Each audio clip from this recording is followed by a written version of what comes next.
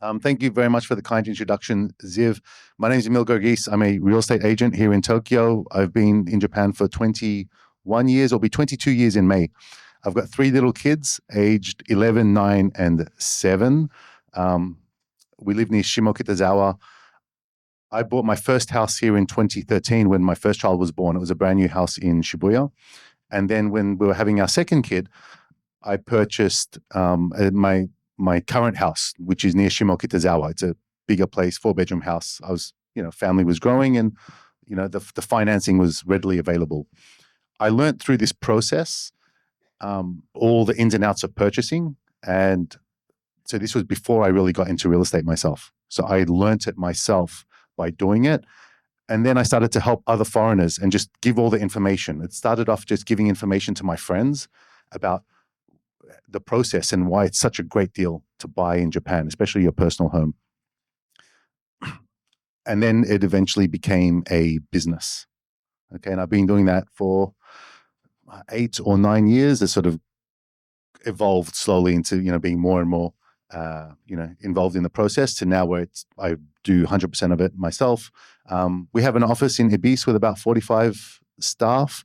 I'm, one of the brokers in that agency, largely Japanese agency.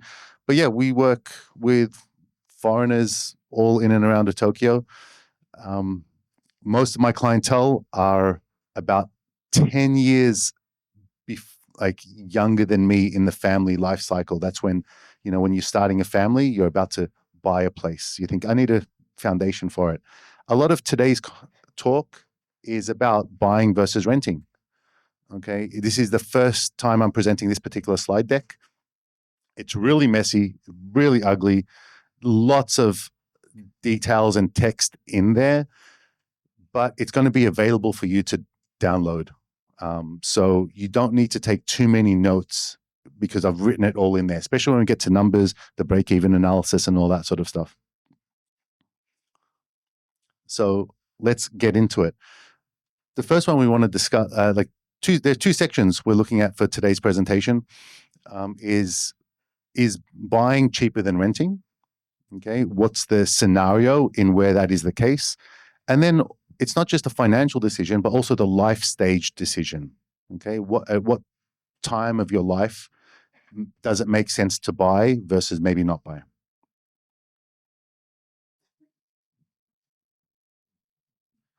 So renting does have a lot of upside. Okay, the example I use a lot is about 250,000 yen a month of rent versus a similar equivalent kind of loan, and the kind of costs that occur when you rent. All right, so if you were to rent for 20 years, it's about 60 million yen of cost is how much you'll pay for rent.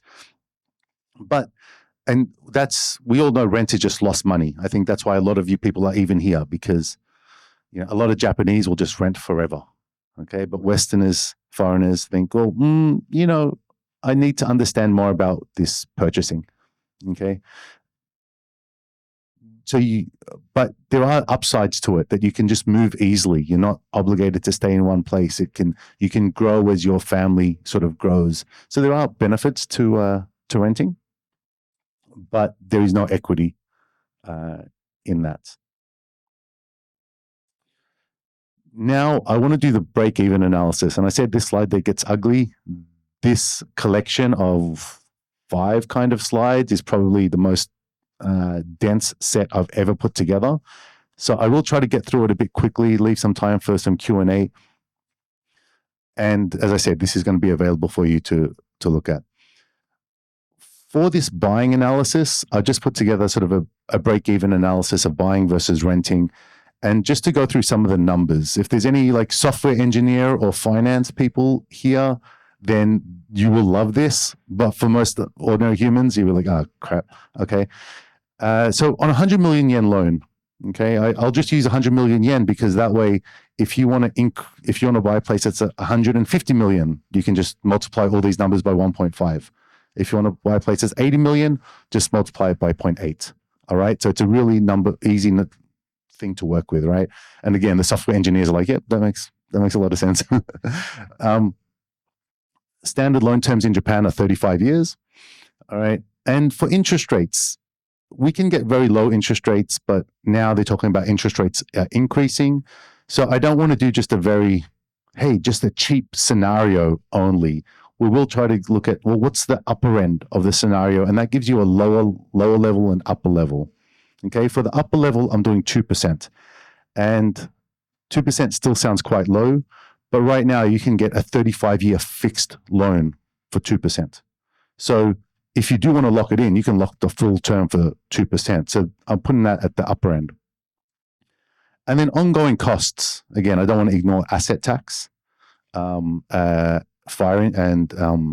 insurance and maintenance and building management if it's a mansion. Okay, so we put that at about 500,000 yen per year, is what you'd kind of expect at about 100 million yen kind of property. All right. And the very top line, 100 million yen loan, I'm putting it a 93 million yen house plus about 8% closing costs, so 7 million yen of closing costs. But the whole thing still comes to 100 million yen. If you want to pay closing costs yourself, you can come up with that. But for just easy numbers, that's what I'm working on. I mentioned sort of cost of ownership, 500,000 yen a month. Okay. Actually, one thing I will say is the monthly mortgage repayments on a 35-year loan, if it's 0.5%, is 260,000 yen a month. All right. So it's actually really cheap to buy a 100 million yen property in terms of monthly outgoings. If you do the 2% interest, it's about 330,000 yen per month.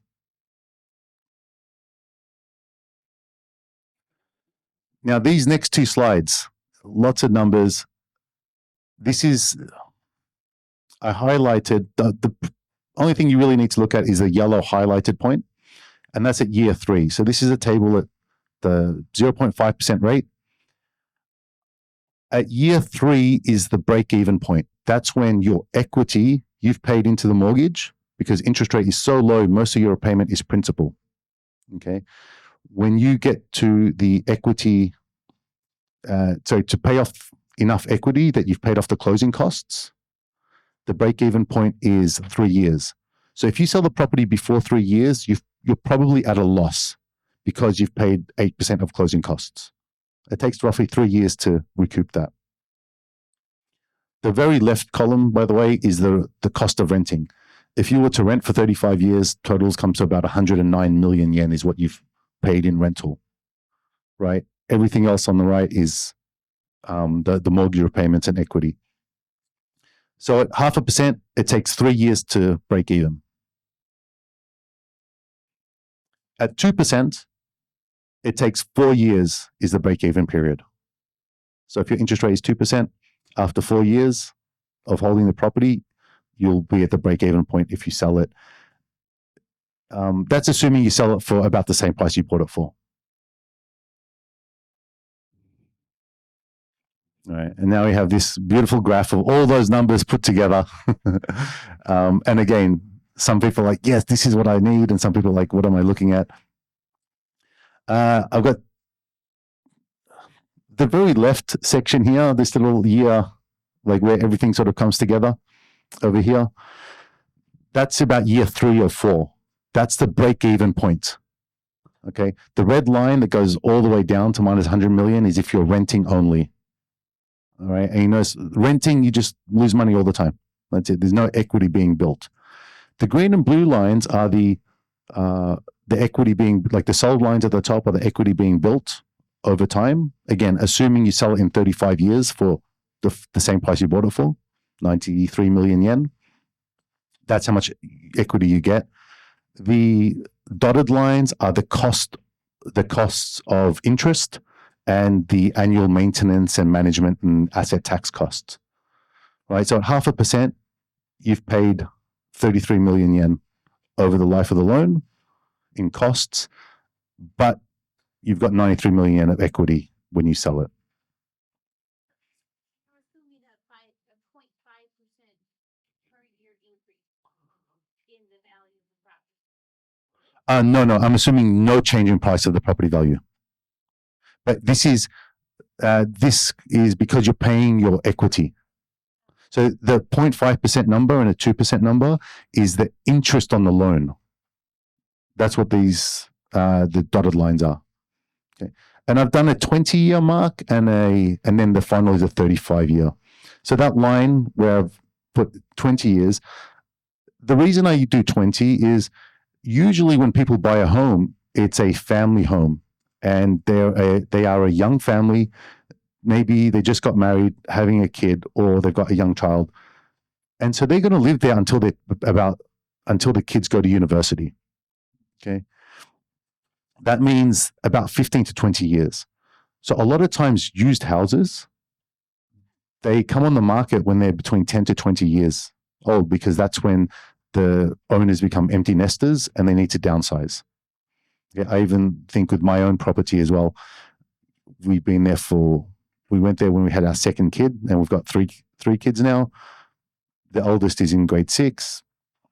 Probably in the next 15 years or so, once they're all moved out, we'll think, do we still need to live there or not? If they all go to university overseas, right? Will we still need that property? I just want to do a quick example.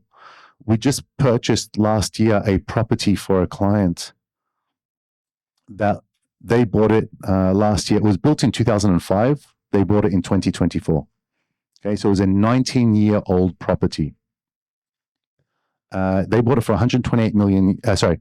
It was, when we're going through the documentation, the original purchase price that the seller had bought it for was 128 million yen in 2005.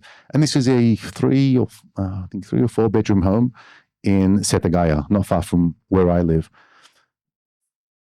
And now let's assume you were that buyer who bought it in 2005.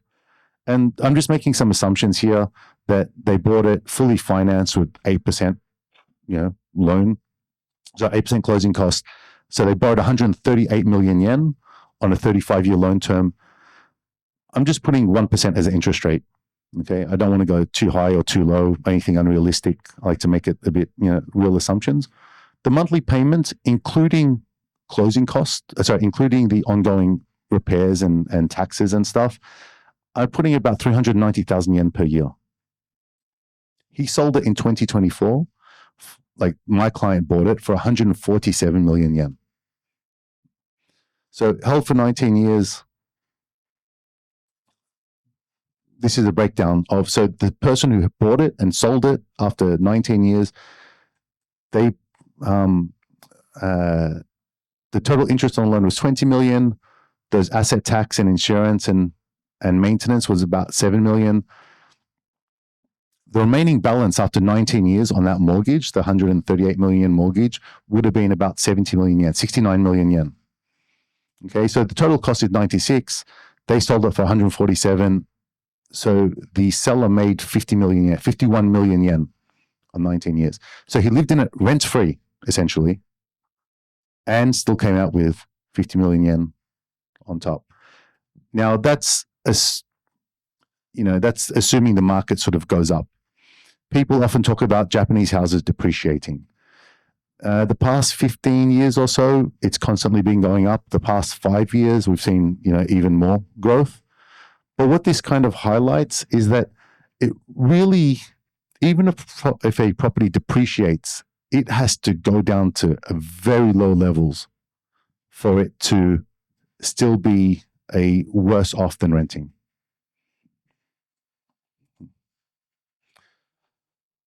All right. Thank you for bearing with me through that, showcase of just a whole bunch of numbers and graphs. But yeah, that really just, the big thing is that I want to show on that is it does make sense to buy for lots of different scenarios. And I'm going to discuss those scenarios now. This is talking about the right home fit for your life stage, because buying a house is not always the best option. So I'm going to go through some typical questions that I ask my clients and the discussion that I have. And this is based on my own personal experience. So I bought a first house when I just got married, and we were pregnant with the first child, had the family sort of grow.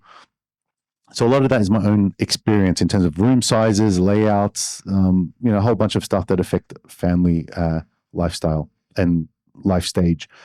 My big question to a lot of clients is, are you planning children?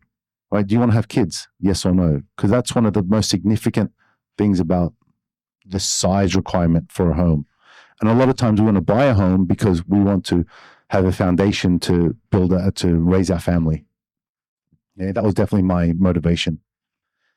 Uh, will you outgrow the property in 2 or 3 years?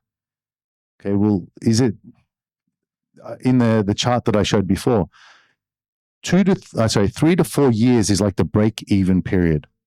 If you buy the wrong place or buy a place that you're going to outgrow in that kind of time, you're going to lose money. It's not going to be the best choice. Is this, I mentioned, is this going to be your retirement home?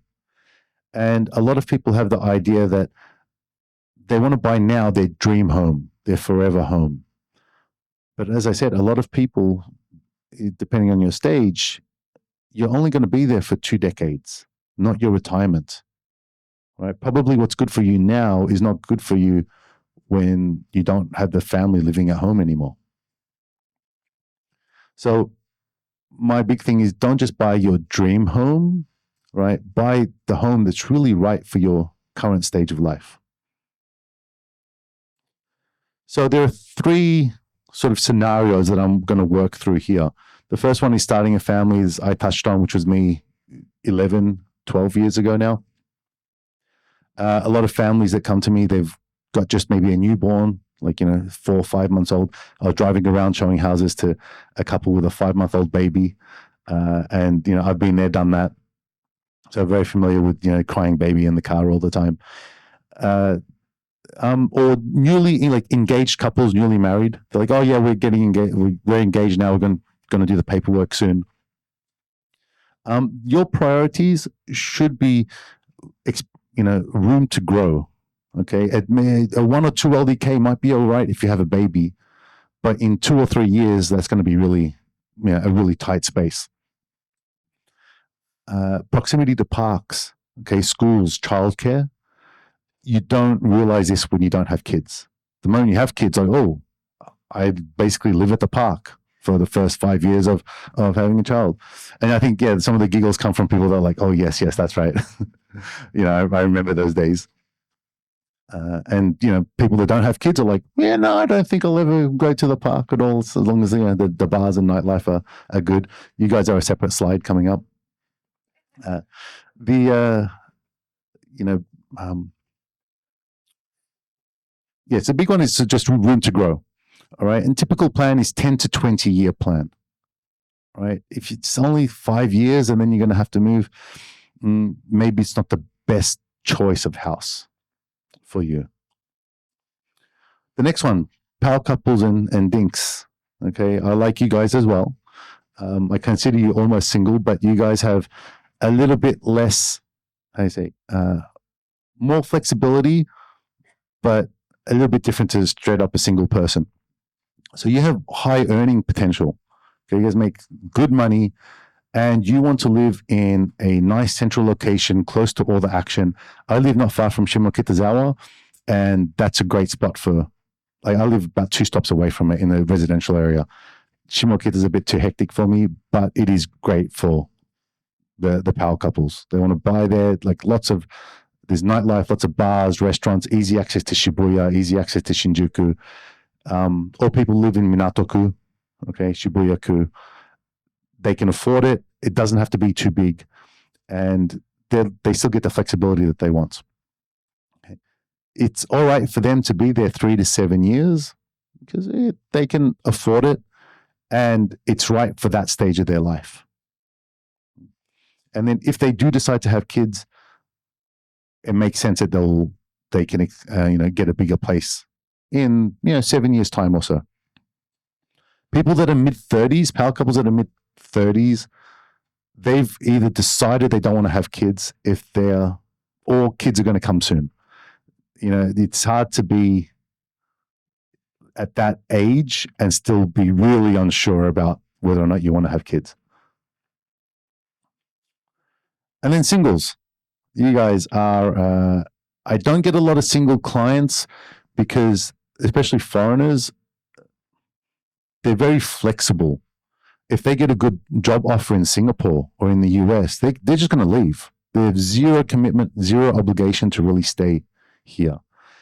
But there are some that do think, look, it still makes sense to buy. I'm comfortable. I like Japan a lot. I want to be here for quite a few years. If they're still in their 20s or maybe early 30s, especially with guys that are like, I'm not so interested. I don't even have a girlfriend and no rush to settle down. And they're going to be, about 5 years or so at least in a property, then buying makes sense. And it's okay to be in a small space, right? A 1 LDK is sufficient for them because they work from home out of their living room, and that's completely fine.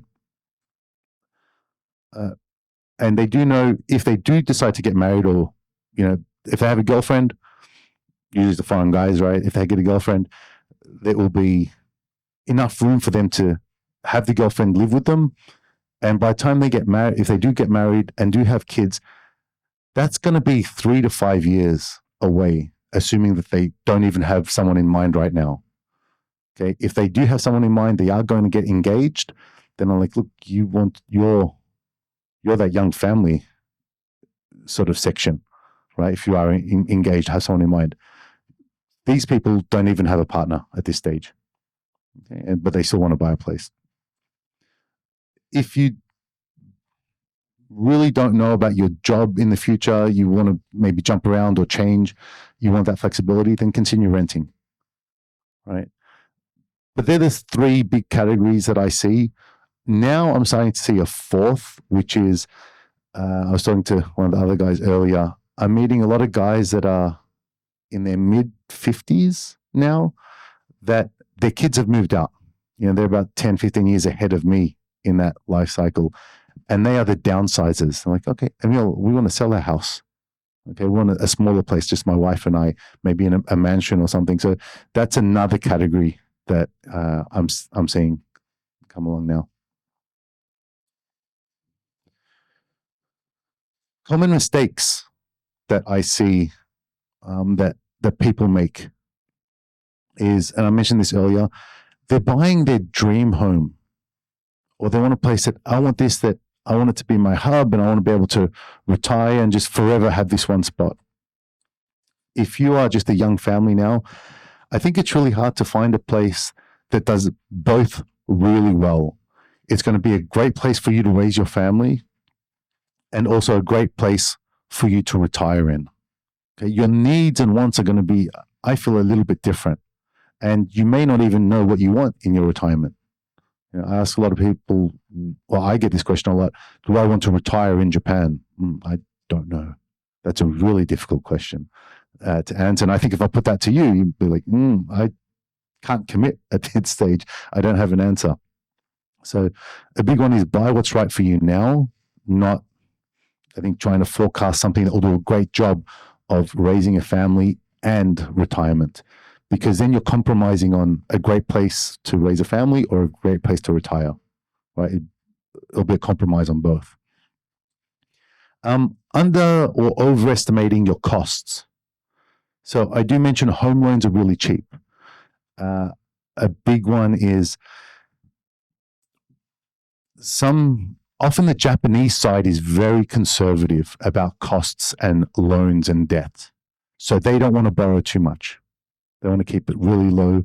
And especially if they're a young family, the Japanese side will do estimates. I need 10,000 yen. Like, you go on the financial planner websites, and how much do you want to spend on clothes per month? Oh, well, for me and the kids, we say 10,000 yen. And education and university, let's save 20,000 yen a month. Food is going to be X amount. And they come out with this really, their expense is going to be really high. So they don't have a lot of borrowing capacity. Like, they don't want to pay out too much per month. But they don't consider any income potential growth.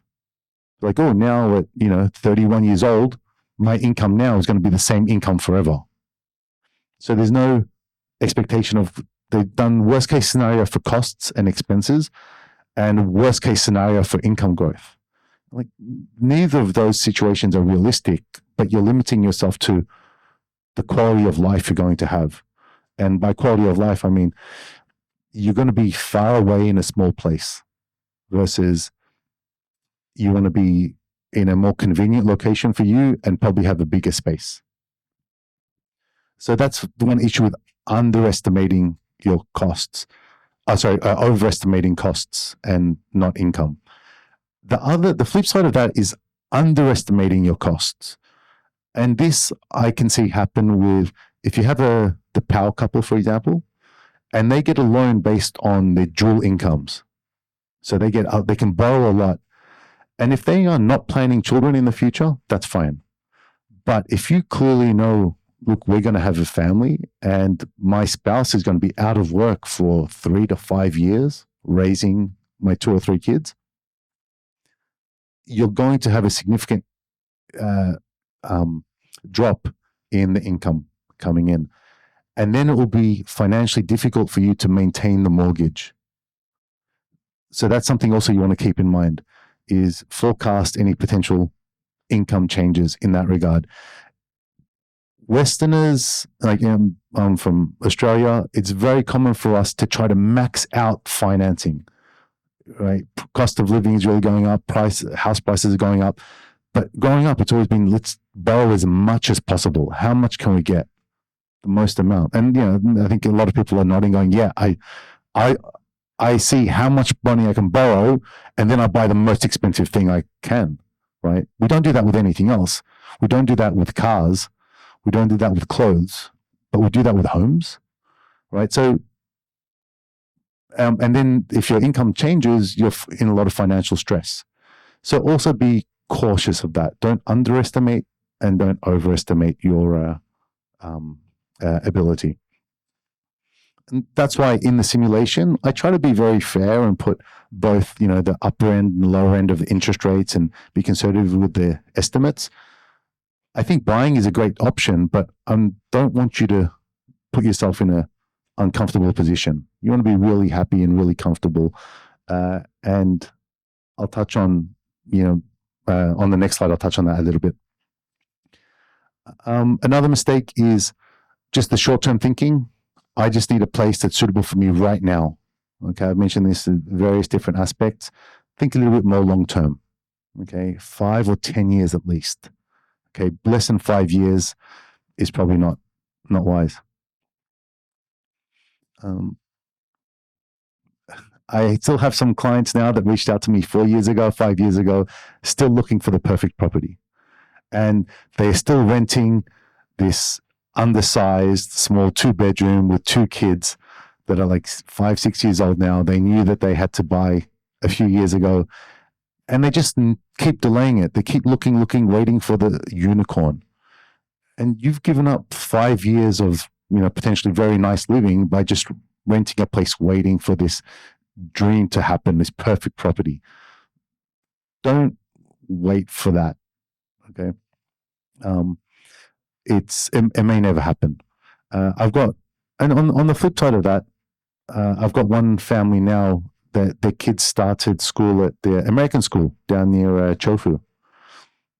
And they are thinking, and they don't really want to live in that. Like they moved there. They're renting now. They want to buy a place.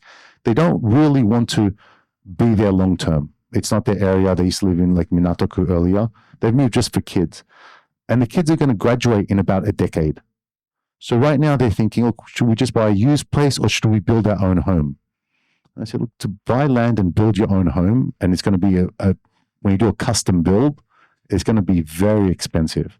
And it's about 12 to 24 months away, right? Usually if you find land, from when you find land to when it's ready to move in is about 12 months. They're not even at that stage. So they're, 12 to 24 months away. By the time they move in there, they're only going to be there for 8 years and then they're going to leave. Okay. So be a bit strategic with how long you want to use the property, trying to find always your perfect home. The word dream home, I think in Japan, I like to use the word find the right home for you versus the dream home. I jump online, their dream homes in Tokyo, in Japan. I don't know about dream homes, just the right home. And then waiting unnecessarily for PR or a new job. This is where I think reach out early and have a discussion about what you can and cannot do with your situation. Some people think I must have permanent residency in order to apply. Or they say, I've just changed jobs, or I'm going to change my job, so I have to be working there for 1 year or 3 years before I can get a loan. They've made this condition on themselves without knowing the information clearly. But it could be possible that they're eligible for a loan right now. I've got one client who reached out. We just got an pre-approval for 140 million yen, and he's been here for about 3 weeks. Okay, but he's got a Japanese wife, and it was an internal company transfer. Okay, he transferred. So the bank looked at it and said, well, okay, you've been at your company for 6 years. That's how they've assessed it. And you have a Japanese wife. Okay, you meet the requirements. And just give us a letter from your employer about what your expected salary is. And they just pre-approved him last week for 140 million yen. And so he's still renting in the monthly accommodation. And we just made an offer actually on yesterday, and they're going to get back to us on Monday with that. So ask early rather than just making an assumption that you need to wait.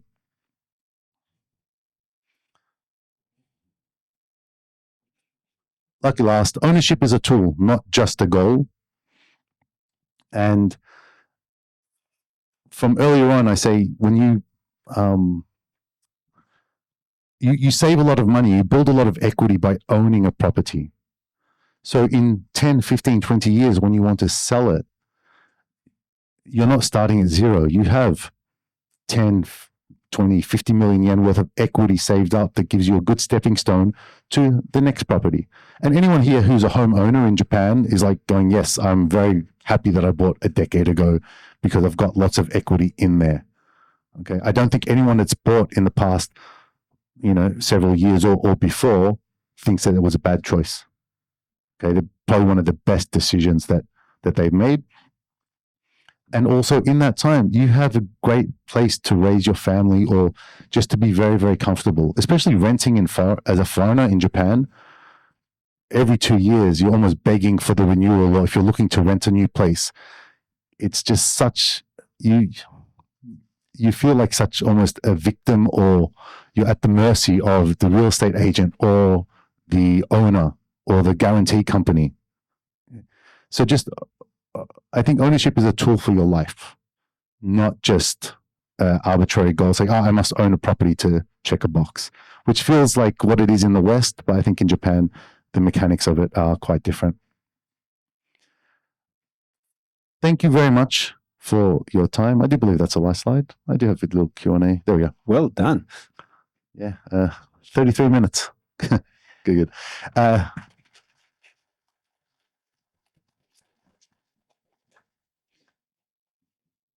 We've got 5-10 minutes for Q&A before the next presentation, so help yourselves. I'll be running the microphone to you, so just raise your hands and ask your questions. There we go. Sure. And just also with this conversation, so right after this, from 11:30, next door in the room, the room 609, the breakout room, I'm going to be doing another presentation or another discussion about home loans and financing. So if there are any questions about that, please do come to the next room afterwards. That's really useful if you're a resident here in Tokyo, probably not suitable if you're a non-resident, which Alicia, who's talking right after me at 11:30. So I've got 2 talks going simultaneously. Alicia's going to be talking about loans for non-residents. So if you don't live in Japan and you want to buy an investment property, that's her talk. I'll be next door talking about loans for residents. So if you have questions about that, please do come next door or see me around in terms of financing.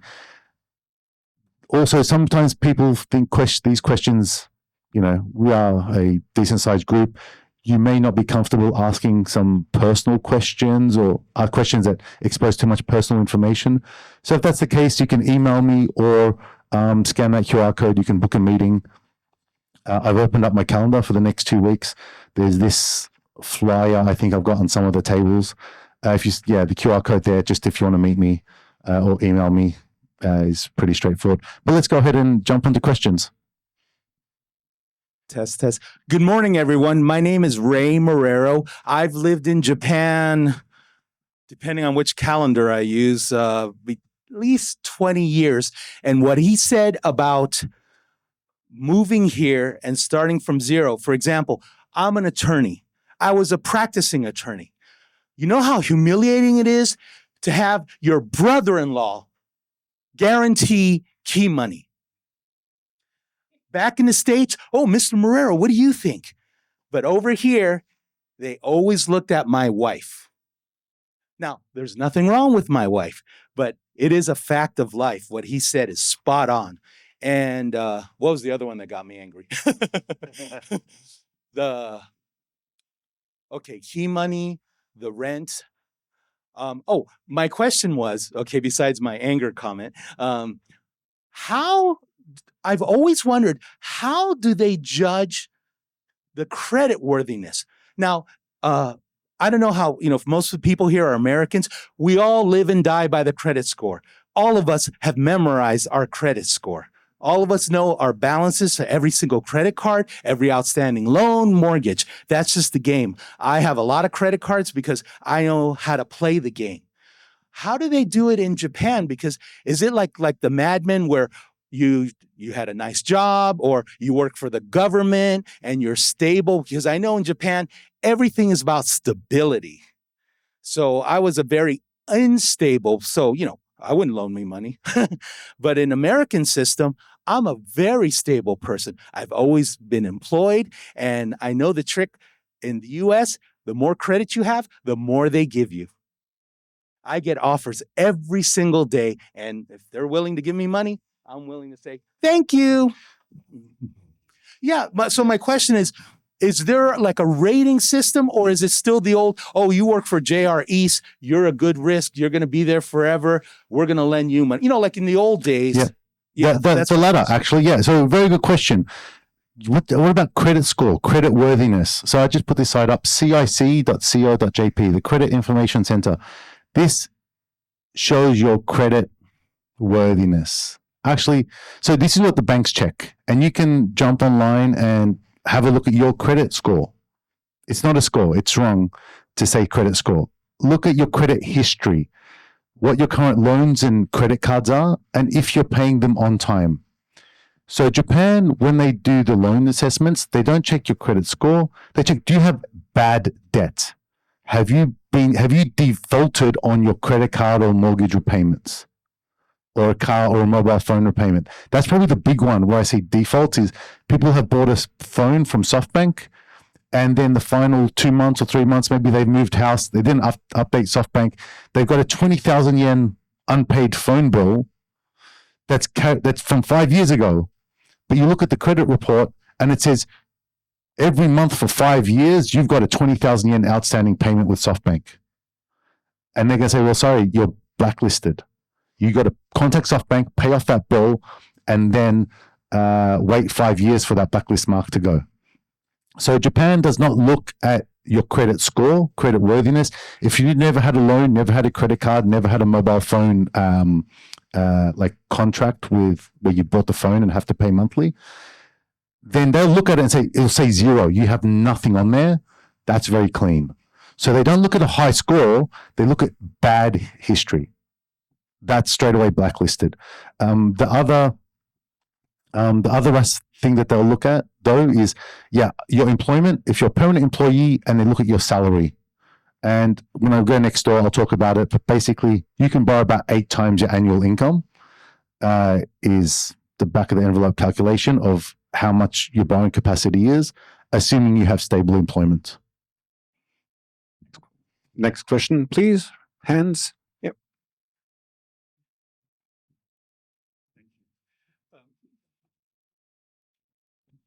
You were talking about different profiles of people who are purchasing houses. The last one you mentioned, the empty nester. Can you talk a little bit more about that profile? You mentioned they're like mid-50s, but what are they looking to buy? And what are some of the other characteristics of that profile? Okay, yeah. So the empty nester profile, people where the children have moved out and they've got maybe a 3 or 4 bedroom house. It's a large place for just a couple. What their profile looks like. What are they looking to move to?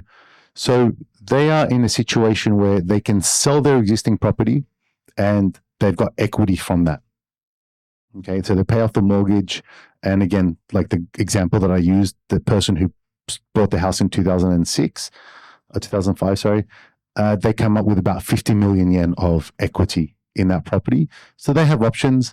50 million yen probably cannot buy them another place that they want. So they would still need to get a loan. But it can be a much smaller loan, or they can still get a full loan, 35-year loan, and they've got 100% financed and just have that extra cash to do investments or whatever else they want to do with it. But often their requirements are they want to be, if they lived in a house, they'll move to a mansion, is pretty common because they don't want stairs. There's no need to have stairs go up and down. They think, look, when I'm in my 60s and 70s, I don't want to go up and down in the stairs, right? I don't want to have the maintenance headache, right, with a wooden building, right? A mansion has, it's concrete. Maintenance is, I pay a monthly fee for management and maintenance, but I don't have to deal with it myself. You have better insulation as well with a mansion. So especially when you get older, I think possibly you're more, susceptible to the climate situation. They are the big ones. But then also at that stage, you know where you want to be, which area. So you don't need to be close to a school anymore. Okay. Or maybe you want to be close to, maybe your work situation. You know exactly what you're doing for work and you're not going to maybe just want to change employment so sudden. So you're a bit more familiar with the lay of the land and know where you want to be. But usually they downsize to a mansion with more suitable conveniences for their needs in their current stage of life. But that's the big one. They go just a smaller place. They got some extra equity. And they'll generally get a loan still for it. Don't wait till once the kids have moved out, one thing to keep in mind is if you are going to get financing, when you're about 60, the bank is going to turn around, or like late 50s, the bank's going to say, you've only got a decade worth of employment left. How are you going to pay for this property? It might be hard to get a full 35-year loan. So if you're still in your mid 50s or under 60, it's probably easier to get a 35-year loan. The bank won't ask, what are you going to do after retirement? Emil, I got 2 questions from the stream as well, if I can. First one is, while we don't have permanent residency now, we plan to get it next year. We want a loan to purchase our home. Where should we start? I guess the question is, do they qualify? Oh, so that's difficult. Assuming that neither spouse is Japanese, they're applying for PR. If they're a married couple, are they married? So where are you, by the way? Doesn't mention. Oh, back here. Yeah, doesn't mention. Yeah, so if they're a married couple and they have good employment and they've been here for 5 years at least. Not married, they say. But yeah, if you're not married, is it a single person or a couple? Couple. As a couple, you may need to get married on paper, and then there's banks that, literally at the ward office, right? If they're considering buying together, they just don't want to do that process. You can possibly get it now without permanent residency if you're a married couple and meet a bunch of other conditions.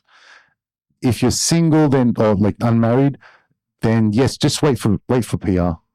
One more question. Are there certain regions where renting is much more cost effective than buying due to high property taxes, depreciation, or renovation cost? And somebody else was mentioning, is it all about Tokyo? I guess what they didn't ask, but I guess their question is, are the fundamentals maybe different in other parts of the country? Ziv, maybe you can speak better when you talk about the fundamentals being different in other parts, because you cover all of Japan. I focus mostly on Tokyo. Tokyo has very much constantly been sort of going up. Asset tax is I think, very affordable, very cheap. In practice, it's about 0.25% of the actual property value is what we see the asset tax of being. So I know other countries that's really tough. In Japan, I think is very reasonable. And we've seen prices constantly going up. So, sorry, I can't speak for outside of Tokyo, but the fundamentals in Tokyo are very good.